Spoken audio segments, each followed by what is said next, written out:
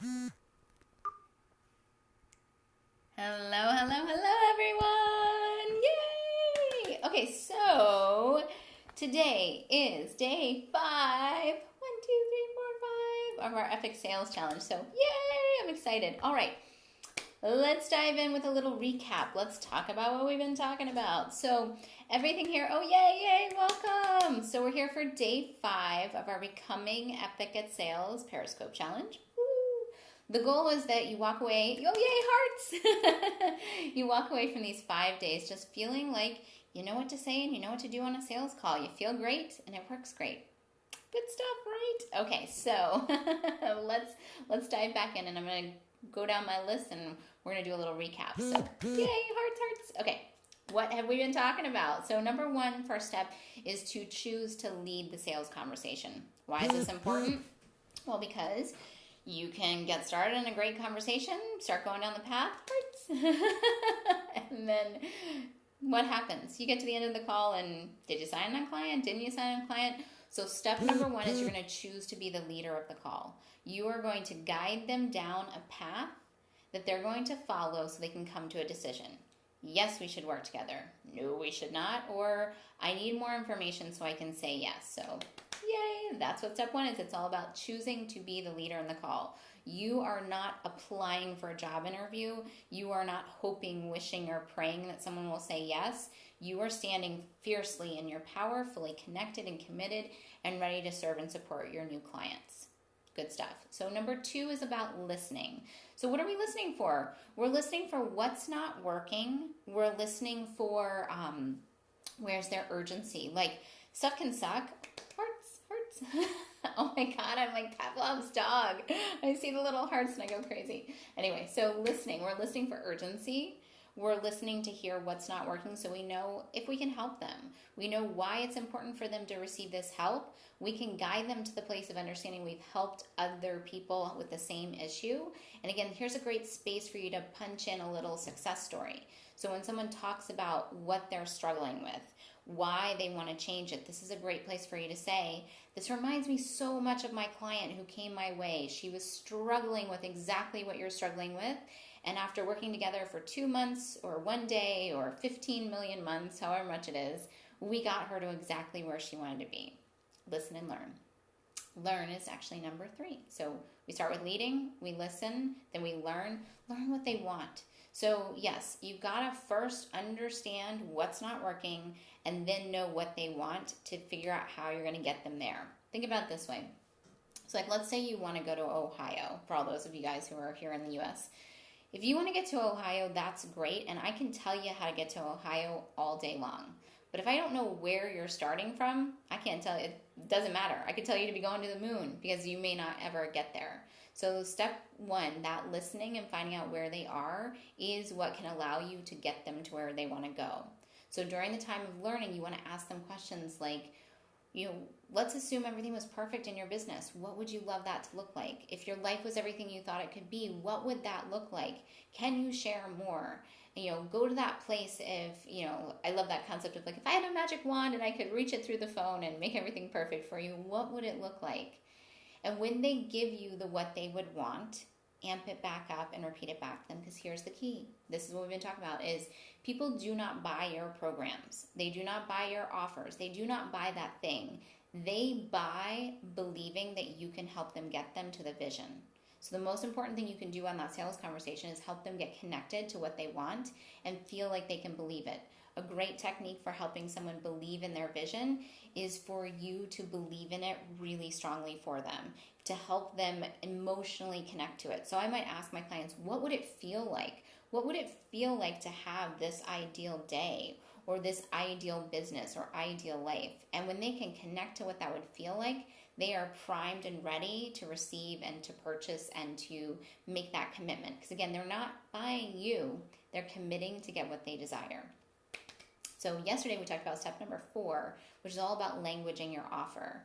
Future pacing. Yes, I don't fully understand that, but if you ask me another question, I'll answer it.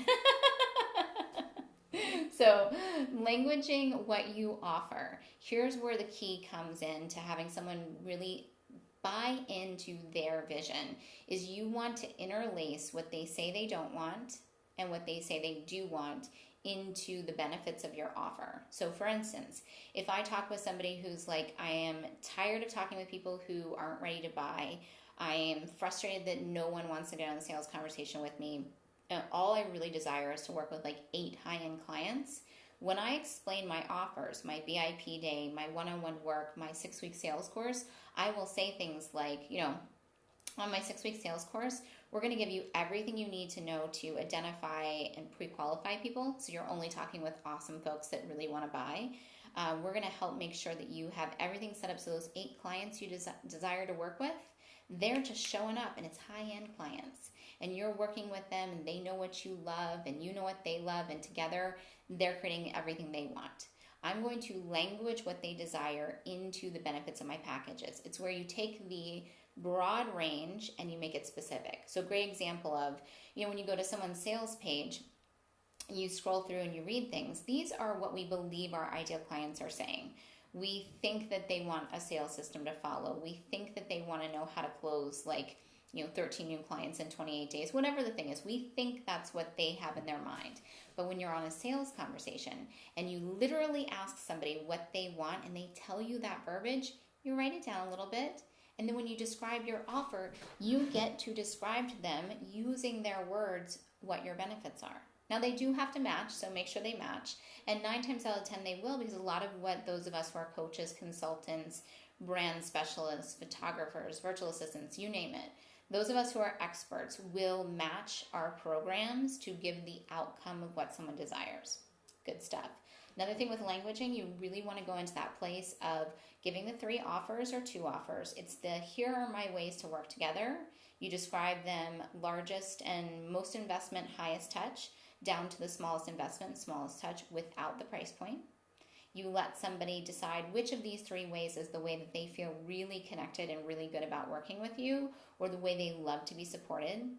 And then you use my magic phrase after you've explained all those 3 of, would you like to talk about the dollars and cents?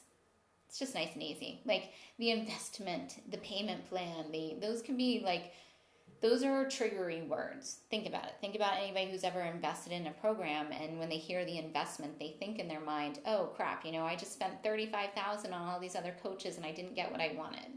But when you say, hey, you want to talk about the dollars and cents? That's easy. I like talking about dollars and cents. I usually find dollars and cents in my pocket. I can handle that. And then you can really step into that place to talk about large price points. So again, you reiterate your price points by the highest amount of support, highest amount of price point down to the lowest. So I might say, my VIP experience is $12,000. It's a commitment that allows you to have this amazing experience. My one-on-one work is $2,500 a month for 4 months. And my 6-week sales course is $497, plus it's the no-brainer $197 3-pay. Super easy. I'm going to explain it, give it a container and a context, because here's the thing. $500 to some people may be a lot of money.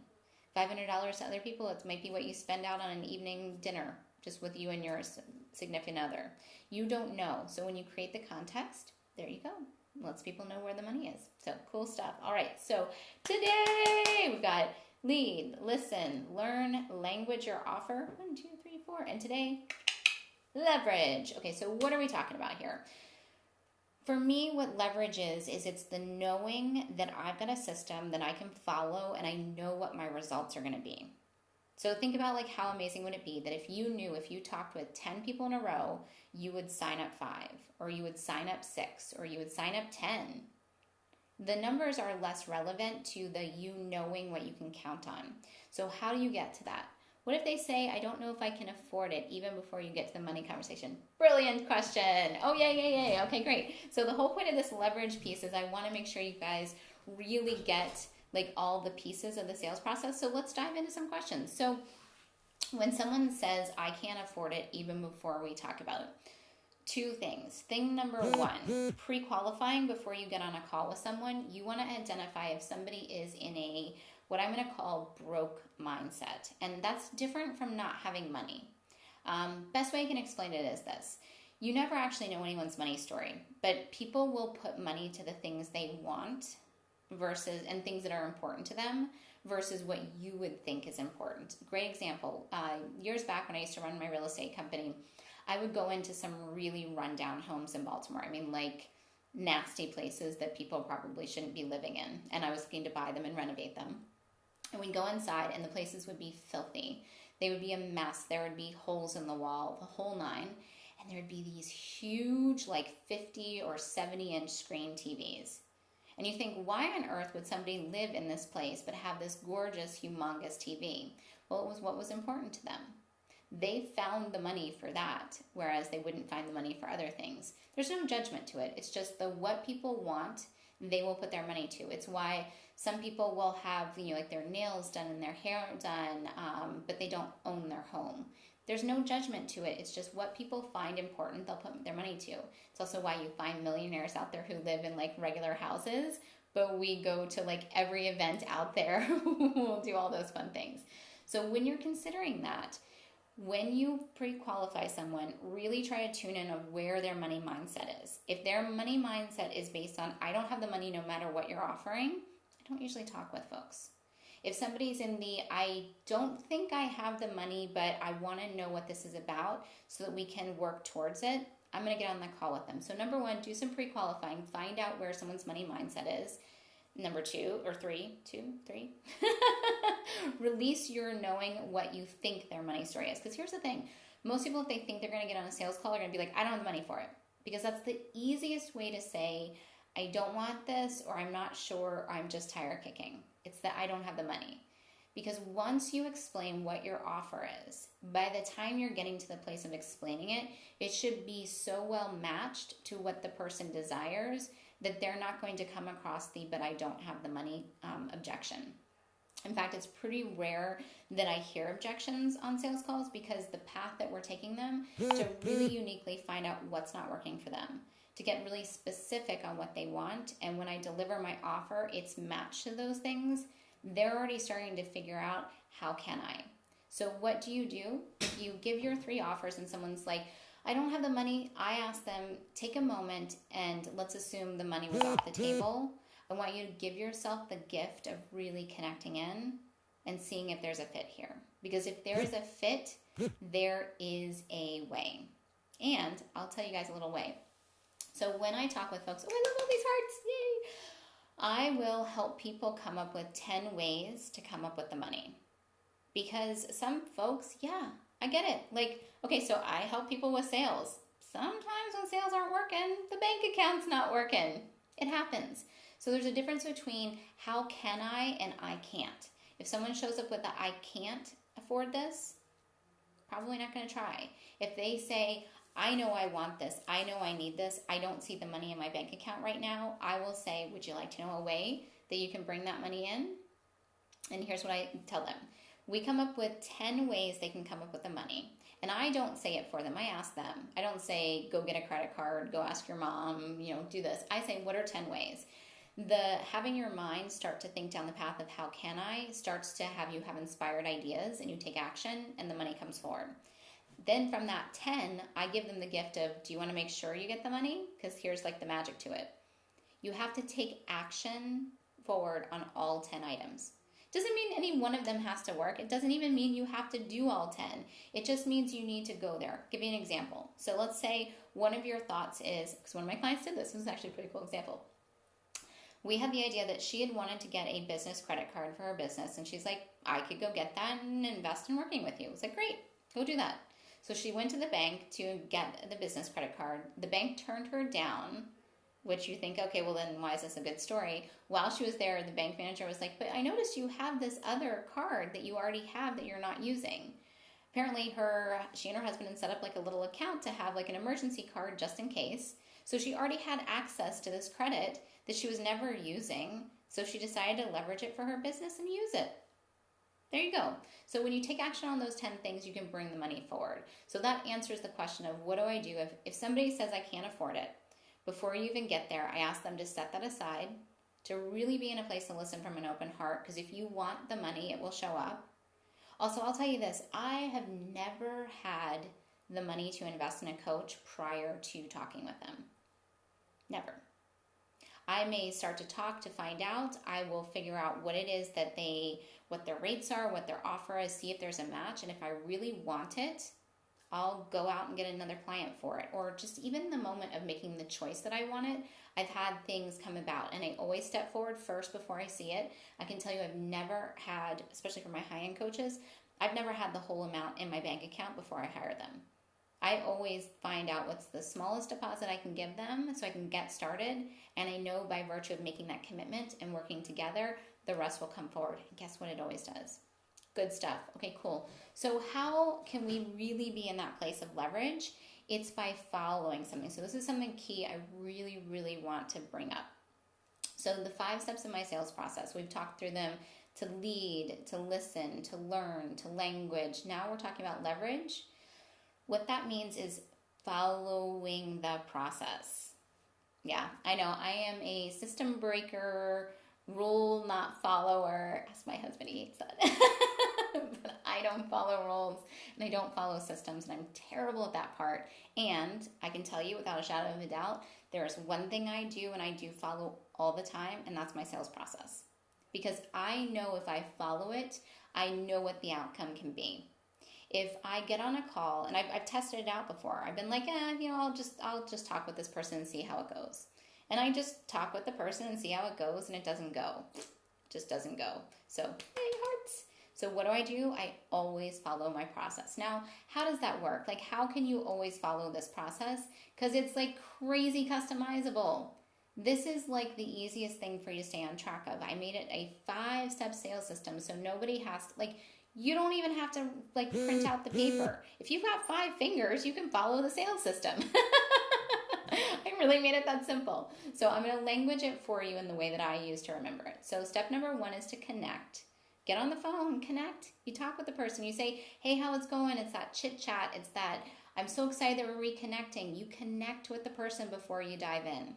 Step number 2 is listen and learn. This is where you find out what's not working for them. You ask them questions about why is it important for them to change things. Step number 3 is all about that vision. This is the place of what do they want. Once you know what they want, then you give them the invitation to work together. And in that invitation, you describe your packages, your rates, what you offer. And then step number 5 is closing. And that's what we're talking about today. Closing. When you go to that place, when you actually fulfill the commitment of doing all these 5 steps on every single call, you will get crazy high close rates. And also you can feel really good because it's completely, you can adapt it. So what do you say during your connection? I don't know, you might say totally different things than I say. What do you say when you ask do you ask 6 questions to find their vision? Do you ask 1? Do you spend 15 minutes on something, or 10 minutes on something, or 2 minutes on something? That's up to you. You can also allow yourself just to connect with somebody, because here's the real key. People buy from folks that they know, like, and trust. Everybody knows that. It's like one of the tried and true things about sales. The know, like, and trust factor. Everybody said it. So how do you create that? How do you get to know each other? During the connection time, when you describe what you're offering. How do people begin to like you? It's when they can hear you connected. I'll give you an example. There was a coach that I wanted to hire about 2 years ago now, and I thought she was the bomb, and she might be fantastic. I didn't end up working with her, and I'll tell you why. I watched her online. I thought she was amazing. I listened to her webinars. I was ready to buy. I mean, literally, I was going to invest $12,500 in her program. I was ready to buy. We got on our sales conversation, and I literally heard her rustling the papers and asking me questions that were on her sales script. She was completely disconnected from me. I answered a question, and I could hear her be like, write it down and go to the next one. She lost me because I wasn't feeling tuned into her. So one of the biggest things that I do on my sales call is I listen. When somebody says something, I am not thinking, what do I say next? I'm thinking, what are they saying? And when I do take a note, I do a little handwritten note, but I make sure that I'm engaged in that connection, engaged in that conversation. Huge. That is a life changer. So you can do that when you have a simple 5-step sales system, because there's not 1,000 things for you to remember. Also, your invitation couldn't be simpler, because you know your packages and they just told you what they don't want and what they do want. And you're just, I need more fingers or something. You're just sliding in what they do want and they don't want into your package so they can start to see themselves having it. They guide you, you guide them, you choose to follow it. So when you follow this system, you get to the yes part. And I'll tell you, every time I've skipped around, like if I do, oh, great, what's working? What do you love? What do you want? And then, oh, you don't want this. Then the invitation and the close, it's disjointed. It doesn't work. So 5 simple steps, you can customize them. So let's start down the path of closing, because I think this is a big one. So the ideal is that you get to the place of, here are my offers, here's the price, and what do people say? Yes, Laura, I can't wait to get started. Yay, let's go. And I say, fantastic, it's really easy to get started. And this is exactly what I'll say in a call. Super simple. Just need to collect a few things. I need your billing information, like your address, your best email, your best phone number. I take all the credit cards. I take Visa, MasterCard, Discover, Amex, what feels good for you. And then I write all those things out and I process their card and I follow up with a contract. And what I want you to hear is really important there. When someone says yes, I accept payment on the call. Now, there is an occasion that I will let someone pay via PayPal. It's not my preferred rate, but if you're just getting started or if you love PayPal, use it. The one key component is to put some parameters around it. If I'm going to send someone a PayPal link, I will say very specifically, when we get off this call, I'm going to send it your way. When can I expect to see you return it? And I will get a specific, like Friday, 5 o'clock, East Coast, and I will look for that. Getting really specific about when that's going to happen, and again, follow up with a contract. Good stuff. Yeah, I love those hearts. So that's what you do when things go great. What do you do if they don't go great? It's true though, it happens. It totally happens. So sometimes you get to the place on the call where you're like, would you like to get started? And that's usually what I say. I was like, which one of these 3 do you like? Which one's feeling like a fit for you? How would you like to get started? What would you like as your next step? And people will say, I would love to, but I need to blank. I'd love to, but I don't have the money. I'd love to, but I don't have the time right now. I'd love to, but I need to think about it. I'd love to, but I need to talk with my spouse. I'd love to, but it's okay. So everybody's taught in sales that you have to get that credit card on the first call or they're not going to buy. BS. Here's the thing. People have different styles and different ways of buying. If you guys are familiar with Kolbe assessment, Kolbe, one of my favorite tools out there, it talks about the cognitive side of your brain. That's the part that processes new information and makes choices. So guess what? There's different types of people who make different types of choices. There's actually 3 main types of people, and where this shows up on the sales will tell you if someone's going to say yes on the first call or not. And I'm going to give you guys a brief little overview, and if you want, I do a whole module on this in my 6-week sales course, epicsalesmastery.com. You guys can take a peek at it, where I show you kind of like some key words and phrases that people use on calls so you can know what type of buyer they are. That way you know, do you need to draw out this connection and have maybe 1 or 2 or 3 calls with them?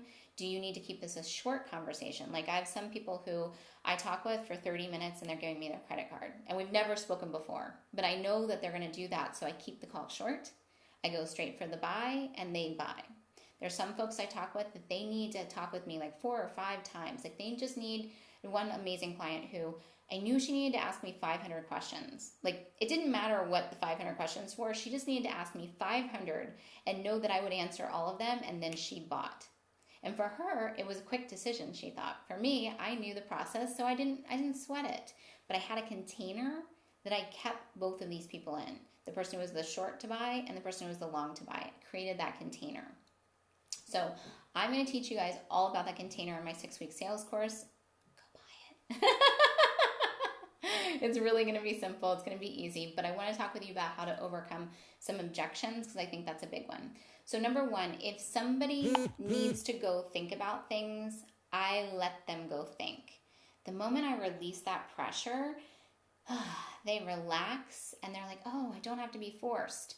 I cannot tell you how many times I've done this where I've been on call number 1 and said, sure, let me give you, if you want, I've got a great tool that you can use to get sure. Oh, you think you want to go create the money? Sure, let's talk about 10 ways you can create the money. Oh, you need to go talk with your husband? Fantastic, I respect that. You know, here's some things that you can say when you're talking with him. Here's some things you can think about while we're away from our call. And I schedule that follow-up call. I get that call set up. get it set up tight. And I have a really amazing tool that I love to give out that is like the pre-sell. Like whenever anybody does it, they're like, I'm in, Laura. But what's really important is when I let them go through the process they want to go through, the pressure is off and they come to their decision. Now, what usually happens is everybody does all the work, gets them to the yes, and someone gives yes, but, and it's like, okay, I hope you come back to me. And you don't. So the number one thing, if you can take anything away, is I schedule a follow-up call. I give them a tool or a resource to do in between our follow-up calls, and then I get them on that call. And the tool I give them, it's like a magic maker tool. And I teach it all in my sales course, so I can give that to you. But let's talk about how to overcome objections while you're on the call so you can get to that one-step sale. So remembering that some people like to buy immediately, and I'll tell you the three Colby things. There's fact finder, follow through, and quick start. Fact finder is somebody who needs to ask tons and tons and tons of questions. They find facts so they can say yes. Someone who's follow through, they need to hear you have a system, which is really important, which is why I have a 5-step sales system, so that the people who need to know I have a system, they know that we will go through a system.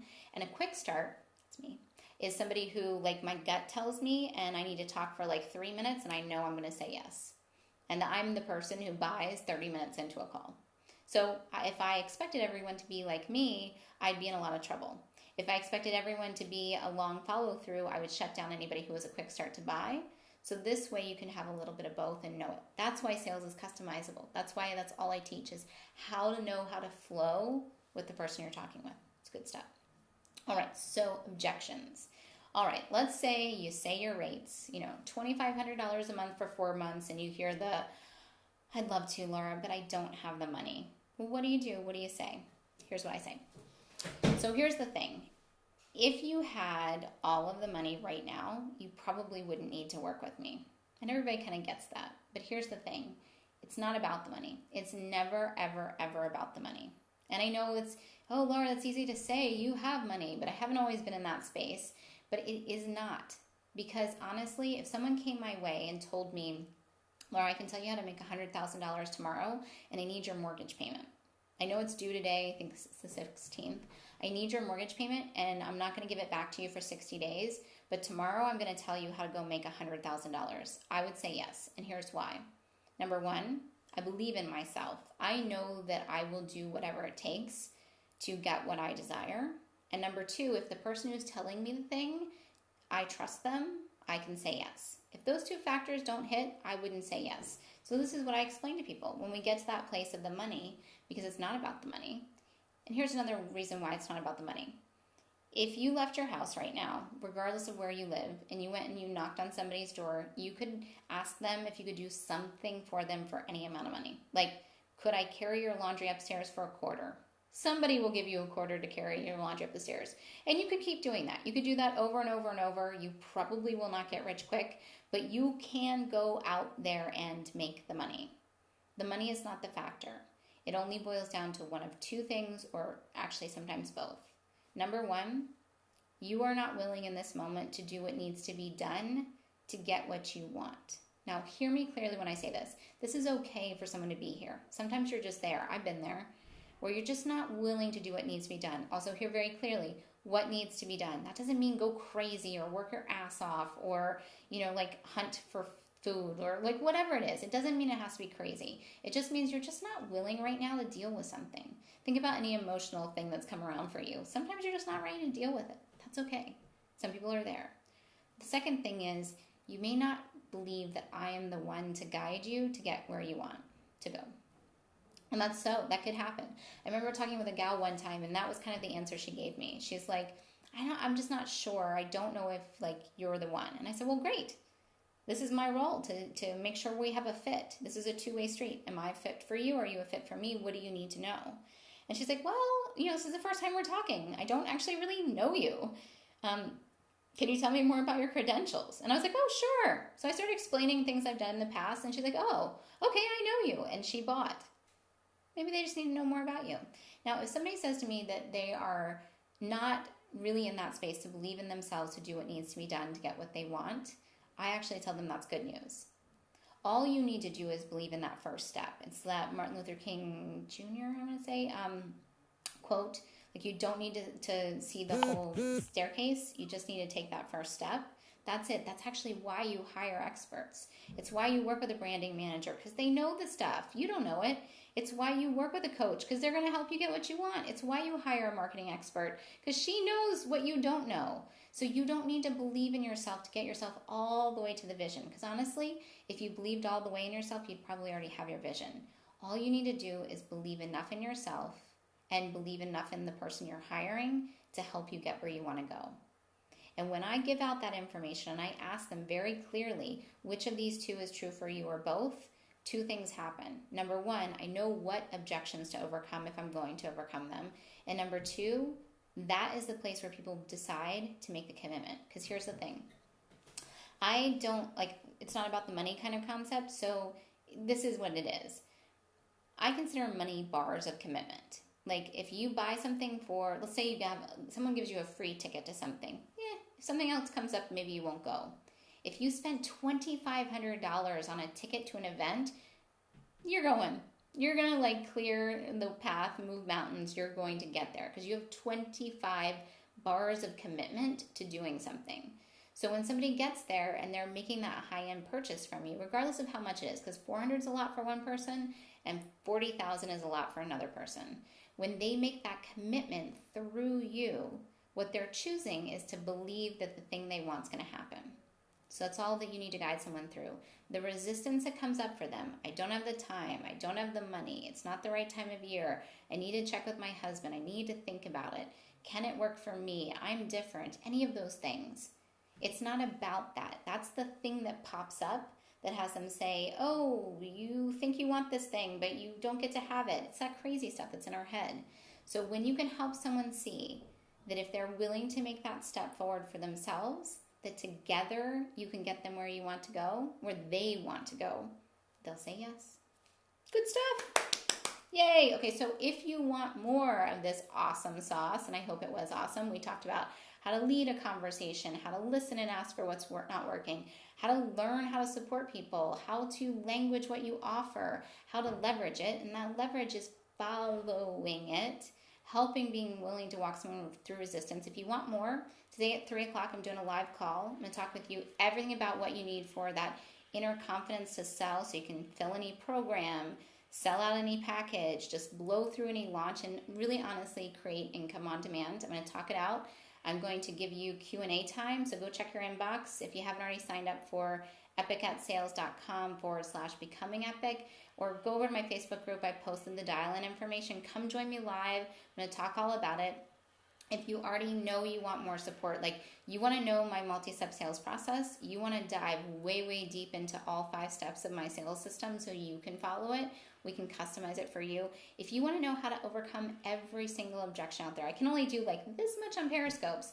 I'm giving way deep dives for 6 whole weeks in my 6-week sales course, and it's over at epicsalesmastery.com, because that's the thing. I want you to master your sales. When you master selling, you can go do any launch you want to do.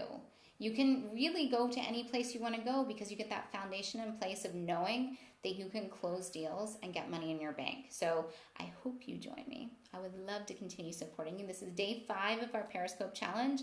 I hope you've gotten a lot out of it. Come join me over for the call. Come join me for the Sales Mastery course. It's epicsalesmastery.com. If anyone wants to type that in, it would make me very, very happy. But EPIC, EPIC, salesmastery.com. I'm going to customize everything for you. It's 6 weeks together. It's you and me, 6 training calls. We have one-on-one support, the whole 9. You can read all the stuff on the sales page. You guys know what you want and what you need. I'd love to support you further if it feels good, and if not, hang tight. I'm giving lots of great stuff on Facebook and Periscope and everything, so it's been a delight joining with you guys. Mwah! I love you all, and I hope you have a fantastic day.